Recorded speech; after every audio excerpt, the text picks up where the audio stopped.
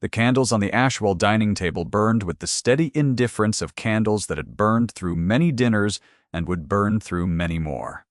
Cecily sat 4 places down from the Duke of Ashwell and told herself she was looking at the centerpiece. It was an arrangement of hothouse roses and winter berries, tasteful and cold, and it gave her somewhere to rest her eyes that was not his face. She had been managing her eyes for 6 weeks since Mrs. Leigh had announced they would attend the estate dinner, and she had thought she was prepared. She was not prepared. He had not changed in any way that the years did not explain. His hair had gone from dark to heavily silvered. The lines at his temples were deeper. The jaw was the same jaw, and the stillness was the same stillness. And when his gaze moved down the table and paused at her, briefly, with an attention so controlled it might have been nothing at all, Cecily felt her hand still in her lap, the way a candle flame stills in the moment before it goes out. He looked away. He attended to the conversation at his end of the table. He said something that made Lord Clifton laugh, and the sound reached her like sound through cold water. She had not seen Edmund Ashwell in 22 years. She had not spoken his name in nearly as long. She had a son who had been born dead, and a marriage that had been adequate, and a widowhood that had delivered her back to this county because the rent in Somerset was more than she could manage. She had not come back to see him.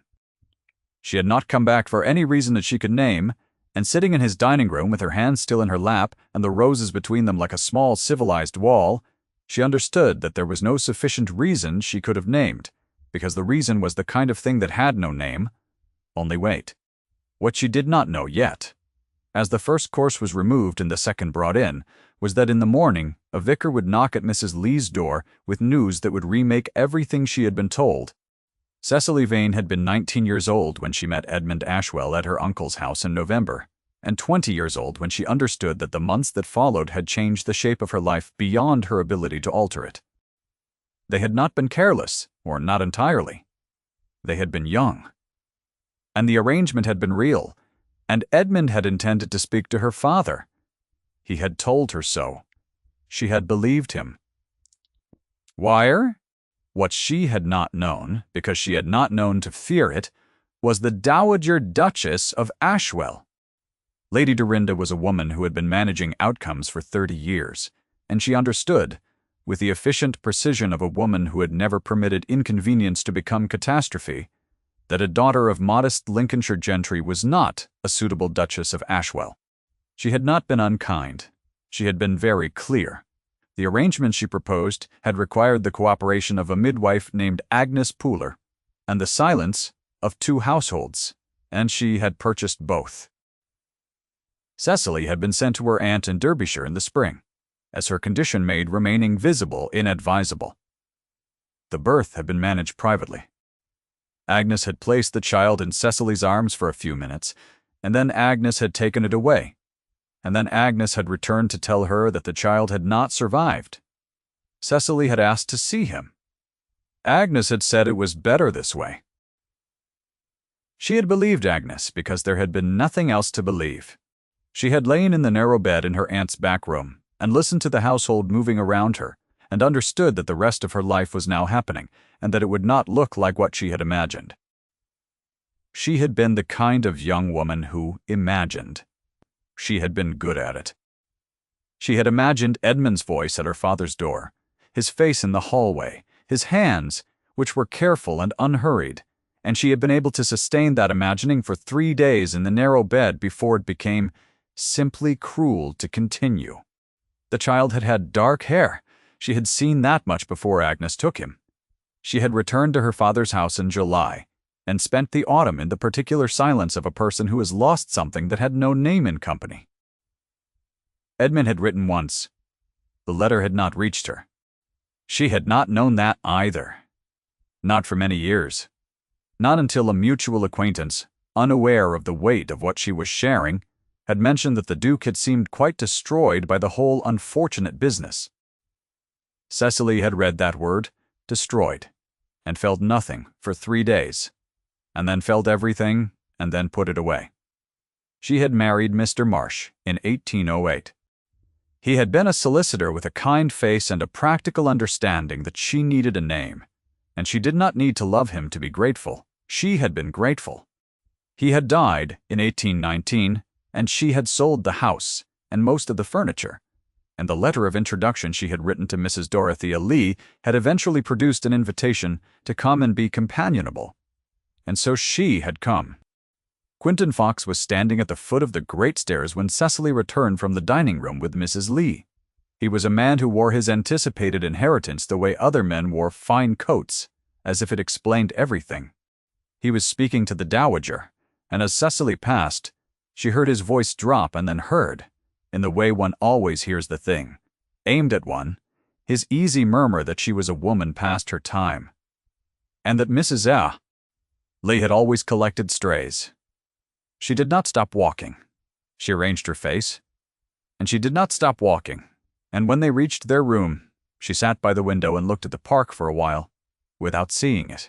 She was tired. That was all. She was tired, and there was no help for it, and she knew even as she thought it, that tired was not the word. There was a word that was closer to the truth, something between grief and recognition, the feeling of seeing a door one had stalked, expecting to find still standing. She sat by the window until the lamp in the courtyard below went out, and then she went to bed and lay in the dark and listened to the house settle around her, in the way old houses settle, unhurried and certain of themselves. The stable yard at Ashwell Park was visible from the library windows, and Cecily had gone to the library the morning after the dinner, because Mrs. Lee was still sleeping, and Cecily could not sleep at all. She had not known the library connected visually to the yard. She found out when she looked up from a volume of Cowper and saw the young man working. He was tall, broader in the shoulder than his frame had finished with, and he was moving a gray mare through a slow circle in the yard with a patience that was not servile but competent, the patience of a person who understood the horse rather than the person who paid for it. He was dark-haired. He had a way of holding his jaw when he focused, a tightening at the angle of it that made Cecily set the book down. She told herself it was nothing. There were a great many dark-haired young men.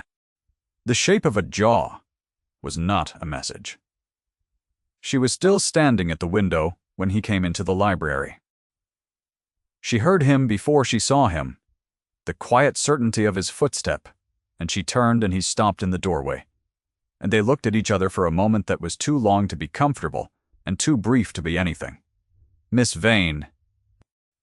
He corrected himself at once, his voice dropping slightly. Mrs. Marsh. I beg your pardon. I did not know you were using the library. Mrs. Lee mentioned. It was available to guests, Cecily said. Her voice was quite steady. It is, he said.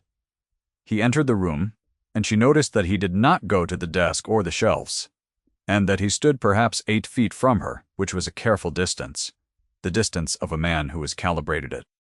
I am glad you are well, he said. The words were formal, and they cost him something she could not name. Your Grace is kind, she said. A silence settled. It was not an empty silence. There was a small, carved wooden horse on the corner of the writing desk. The sort of thing a man might have made by hand in a patient hour, rough finished and old, and Cecily's gaze went to it and came away, and she did not know why. The library is yours, he said after a moment. Please stay as long as you like. He left. She stood at the window for some time after, looking at nothing. She was aware, in the way one is aware of something one has been trying not to be aware of, that his presence in the room had registered in her body before it registered in her mind. The quality of the air had changed. There had been a moment before she turned when she had known he was there without turning, and that knowing had been a specific sensation, not memory, but its echo, the body's record of something it had held a long time ago and had not entirely released. He had smelled of cold air and a particular warmth of horses of wood smoke from somewhere in the house.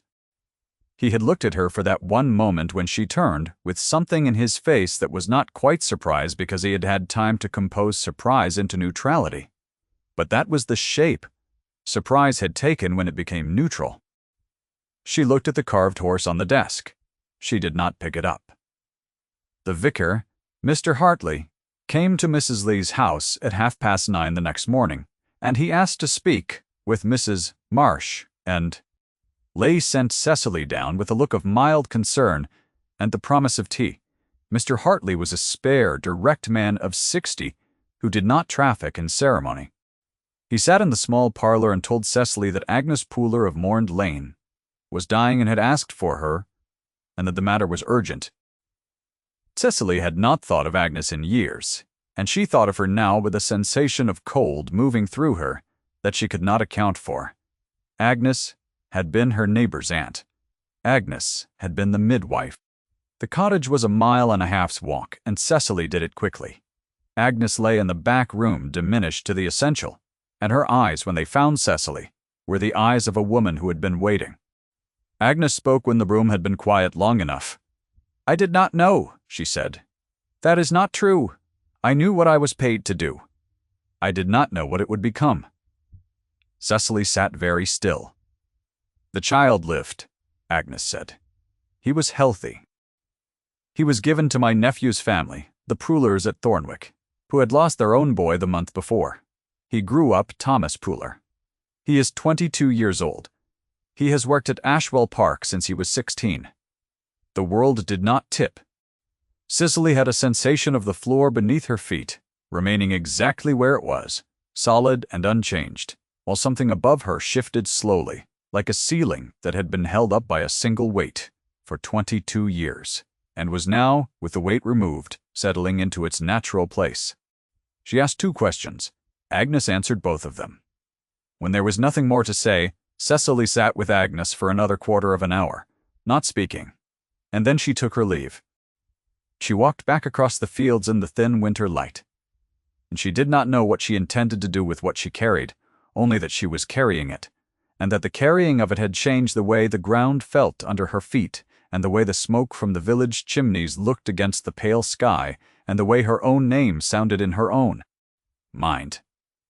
She was on the lane within a 1/4 mile of Mrs. Lee's house when she heard a horse behind her, and looked up to find the Duke pulling to a slow walk beside her. He had been riding alone, which was unusual for a man of his station, and she understood from the particular quality of his stillness on horseback that he had been riding to think. He looked down at her, and something in her face made him dismount. "Mrs. Marsh," he said, "you should not be walking alone on the lane." "No," she agreed. He studied her face. "What has happened?" he said. It was not a question. She shook her head. She was not ready. She did not know how to become ready. "You are unwell," he said. "I am quite well," she said. "I have had difficult news. I am managing it." He walked his horse alongside her for 100 yards without speaking, which was, she would think later, entirely characteristic of him. He did not press. He did not offer comfort that would have required her to perform gratitude. He simply walked beside her, as if the walking were not a concession, but an ordinary thing. And when Mrs. Sebent Leigh's gate came into view, he said, "If there is anything I can do," and left it there unfinished, like a sentence that knew it was too late to be completed, but wanted to be said anyway. She thanked him. She went inside. She sat in the parlor for an hour before Mrs. Lee found her, and asked if she wanted brandy, and Cecily said yes. The Dowager Duchess of Ashwell had been managing the Ashwell name for 40 years, and she was not unaware that Edmund had asked Mrs. Lee and her companion to dine again at the estate, this time in the smaller dining room, which was the dining room for people who might be allowed to become significant. Lady Dorinda was a woman who saw these calibrations the way a surveyor reads land. She acted before the dinner, in the drawing room, at the afternoon gathering to which several county families had been invited. Cecily had been standing near the window with Mrs. Lee when Lady Dorinda came to her with the precision of a woman who has chosen her moment. "Mrs. Marsh," she said, "I believe you were an acquaintance of my son's. Many years ago." "A neighbor's connection," Cecily said. "Nothing of consequence, quite," the Dowager said. "You have come back to the county, I understand." "Perstand." She said it with a particular gentleness, the gentleness of a woman delivering information she believes the other woman does not yet have. One does sometimes when one's circumstances alter. one looks for the familiar. Her gaze traveled briefly, precisely, from Cecily's face to her gown. At a certain age, what is new becomes very tiring. Do you not find it so? Mrs. Dorothea Lee, standing 2 feet away, made a small sound. "I find the county very pleasant," Cecily said. The dowager smiled the smile of a woman who has made her point and wishes to appear generous. She moved away. Fawkes materialized at her side, as if he had been waiting at the edge of the scene, which he had been. He said something to the dowager in a low voice, and the dowager tilted her head once in the way of a person acknowledging something already known.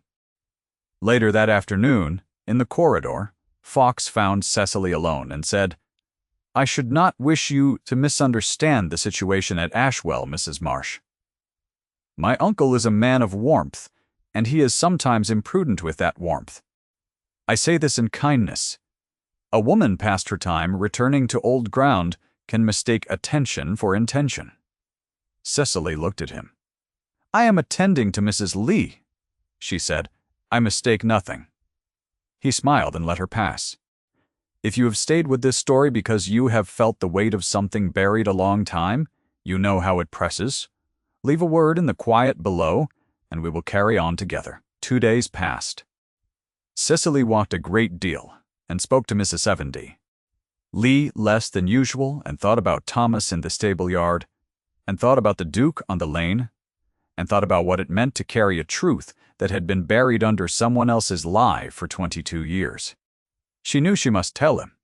She knew also that she was afraid, not of his disbelief, but of what his belief would mean. She was 43 years old. She was a widow with a modest income and a small room in her friend's house. There was no version of this story in which she was anything other than the woman who arrived at the end of it with news. She went to the estate on Thursday morning with the intention of asking to speak to the Duke alone. The solicitor was already there. She saw him in the entrance hall, a thin man with a leather case speaking to Fawkes with the quiet authority of someone enacting a formality that has already been decided. The dowager was in the sitting room. Edmund was standing near the window, and his face, when Cecily was shown in by the footman, was closed in the particular way of a man whose mother has recently spoken to him at length. The dowager turned. "Mrs. Marsh," she said, "I had not expected you." "I came to speak with His Grace," Cecily said. She kept her voice even. Edmund looked at her.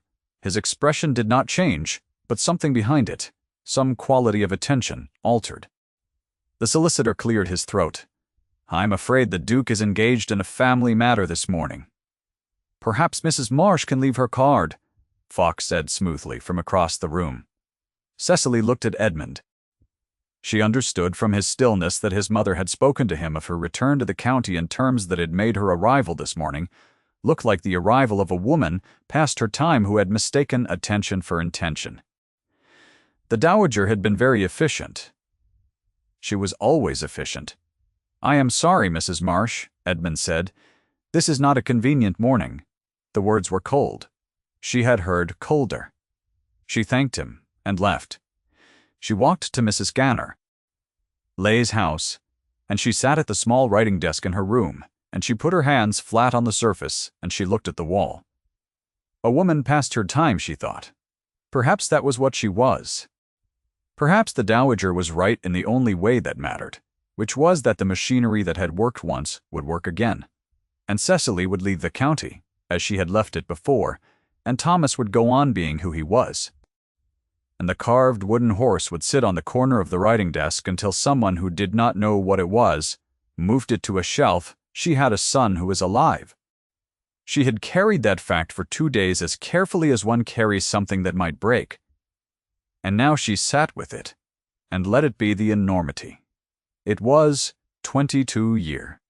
He was 22 years old, and he had grown up in Thornwick with a groom's family, and he had found his way, by what accident or instinct she could not know, to the estate of his father, and he was there now, in the stable yard, moving a gray mare through a slow circle with the patience of someone who had been patient his whole life, because patience was what was available to him.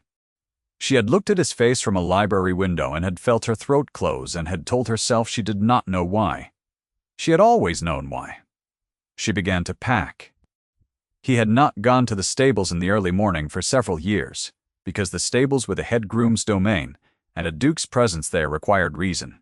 He went the next morning without reason. He stood in the yard in the gray early light, and watched the young man with the gray mare. He moved with a careful economy, a quietness that was not timidity but competence, and when he noticed the duke watching, and came to stand at a respectful distance with his hat in his hands, Edmund looked at his face. The jaw, the angle of the brow, the quality of the eyes which were brown, and which held themselves with a restraint that had been, until this moment, invisible to Edmund because he had not looked. "How long have you been at Ashwell Park?" he said. 6 years, your grace," Thomas said. "And your family?" "Where are you from, Thornwick?" Thomas said. "My father was a groom. He died some years ago, my mother last spring." Edmund looked at him for a long moment. "You are 22, he said. "Yes, your grace." Edmund thanked him and went inside. He sat in the library for 1 hour. Then he rode to Morn Lane. Agnes was barely conscious, but she heard his name, and she opened her eyes. He sat with her for several minutes. She spoke in fragments, and the fragments were enough. When he rose to go, he found Mr. Hartley in the front room, and Mr. Dabe. Hartley had a document, a signed and witnessed confession, written in Agnes's hand a week before she had lost the use of it, countersigned by the vicar and by Mrs. Ruth Caxton of the village, who had witnessed the signing. Edmund stood in the vicar's cottage for 3 minutes with the paper in his hands. He read it once. He folded it. "I should like this to be held by you, Mr. Hartley, until I have need of it in an official capacity," Edmund said. "Of course," Mr. Hartley said. Edmund rode to Mrs. Lee's house. Cecily was in the entrance hall with a trunk. She looked at him when he came through the door, and her face did what faces do when they have been managing themselves very carefully for several days and are suddenly confronted by the thing they were managing themselves against. It did not break. She would not permit it to break. It went very still. "You are leaving," he said. "Yes," she said. He looked at the trunk. He looked at her. "I have been to the midwife's cottage." He said a very long silence. "Then you know," she said. Yes. She had planned many things she might say if this moment ever arrived. She had planned them over 22 years without knowing she was planning them. And when the moment arrived, she found that none of them were available. She said it quietly. "He has your cheekbones." He was not a man who showed what he felt in his face. She had known this about him since she was 20 years old. She knew it now. His breath, when she said it, was audible. Just that. His breath. "I know. I did not look. I should have looked. No one thought to look," she said. She did not want anyone to look. "Will you come with me?" he said. "Tonight, to the assembly. I need a witness who knew. I need someone who remembers." A pause. "I need you." She thought about saying no. She thought about the trunk in the hall and the coach she had arranged for the morning, and the room in her cousin's house in Lincolnshire. That she had not yet confirmed, but that existed, abstractly, as an alternative to this. "Yes," she said. The county assembly was held at the Whitmore Rooms, and it was attended by the families who attended everything, which included the Dowager, Quinton Fawkes, Lord and Lady Clifton, several other neighboring households, and Mrs. Bobrind. Dorothea Lee, who had somehow managed to hear of the evening's gathering and had dressed for it in her best amber silk. Cecily sat with Mrs. Lee at the side of the room. She watched the door. Edmund arrived at 8:15 with Thomas Pooler. Thomas was dressed in clothes that were clearly not his own, and which fit him very nearly perfectly, because he was very nearly the same size as the man who owned them. He walked into the room with the quiet that was his nature, and the room did not immediately understand what it was seeing, because the room had not been looking at him for 22 years, and had consequently never learned to read what he was. Edmund walked beside him, and the room knew how to read Edmund, and it began. The Dowager was sitting with Fawkes, near the far wall. She saw them. Her fan, which had been moving at its measured pace, stilled. Edmund crossed the room. He stopped before the Dowager, and Fawkes and the 3 or 4 people within immediate earshot, which happened to include Lord Clifton and a magistrate named Mr. Sumbry. Porterfield, who happened to be there because he was Lord Clifton's neighbor, and had been invited to the assembly several weeks before any of this had become necessary, and whose presence was, in this moment, exactly what was required. "I have something to say to this company." Edmund did not raise his voice. He did not need to raise his voice. The room understood the Duke's voice when it took a certain tone, and it attended. He looked at Fawkes. He looked at the Dowager. Then he looked at Mr. Porterfield, who was, in the necessary legal sense, the appropriate person to look at. "Thomas Ashwell is my son," he said. "This matter is settled." 12 words. He had counted them. He had not meant to count them, but he had in the library that morning. And they had come to 12, and he had said them anyway because they were true, and truth did not shorten itself to satisfy efficiency. The room did not immediately speak, because the room was absorbing. The silence lasted long enough for Cecily to hear the musicians at the far end of the room stop playing, one instrument at a time, the way music stops when it realizes no one is listening. Lord Clifton had turned fully in his chair. The woman beside him had put down her glass. Across the room, near the door, a young couple Cecily did not know had gone still, recognizing from the quality of the stillness around them that something had happened, though they had not been close enough to hear. Thomas stood beside his father and said nothing. He was looking at the Dowager. She was looking at him. Cecily watched that exchange from across the room, and thought that there was something in the Dowager's face, very briefly, that was not calculation. It was recognition, and it cost her something to have it in public. And for a moment, a single moment, Cecily felt something almost like pity for her. Then the moment closed, and the Dowager looked away. Mr. Hartley, who had come in quietly behind them, stepped forward and spoke to Mr. Porterfield in a low voice and produced the document. Mr. Porterfield read it. He read it twice. "The document appears to be in order," Mr. Porterfield said. "This is absurd," Fawkes said. "A deathbed statement from a village midwife is not evidence of anything except grief and confusion." "It is a witnessed and signed testimony," Mr. Porterfield said. He said it with the even patience of a man who has read the document, and has also looked at Thomas's face and the Duke's face and found that the document and the faces are in agreement. Fawkes looked at the Dowager. The Dowager was looking at Thomas. She had the look of a woman whose particular script, the one that had served her so well for so long, had arrived at a page she had not written. Her fan was still in her hand and still not moving. She said nothing for a long moment. Then she spoke his name. Edmund. He looked at her. Whatever she had intended to say, she did not say it. She closed the fan. Mrs. Lee, from across the room, started to clap. It was a small sound at first. 3 or 4 deliberate claps. The kind of sound a woman makes when she has been watching something build for 2 hours and requires the room to understand that it has arrived. Lord Clifton joined her. Others followed. Not in the loud way of triumph, but in the quieter way of recognition, of people who have witnessed something they did not expect to witness, and who are performing, in the only way available to them, the fact of having witnessed it. Cecily sat at the side of the room, with her hands in her lap. She was not clapping. She was looking at Thomas, who was standing very still in the middle of the room, with the calm of a person who has just been told something enormous, and has not yet learned how to hold it. He had Edmund's stillness. She had not known, looking from the library window, that she was recognizing stillness. She had thought she was only noticing the angle of a jaw. She was not a woman who wept in company. She sat very quietly in the amber light, and she let the room do what the room was doing, and she breathed. The weeks that followed were not simple, because nothing honest is simple, but they had a quality of the inevitable about them, the quality of things moving into positions they should have occupied a long time ago. Thomas came to the house slowly.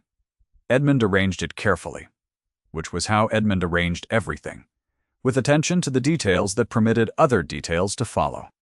Thomas ate dinner at the family table for the first time on a Wednesday and said very little, and ate with the self-possession of a young man who has learned to be comfortable with his own quiet.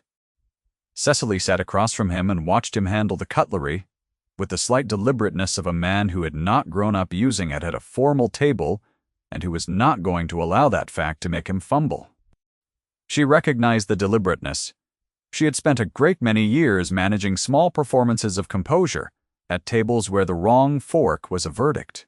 He had taught himself to read from whatever books the estate grooms left about, and he had read widely and in no particular order, and his conversation, when he ventured it, was the conversation of a person who had been educating himself in the manner of someone who was not sure the education was allowed.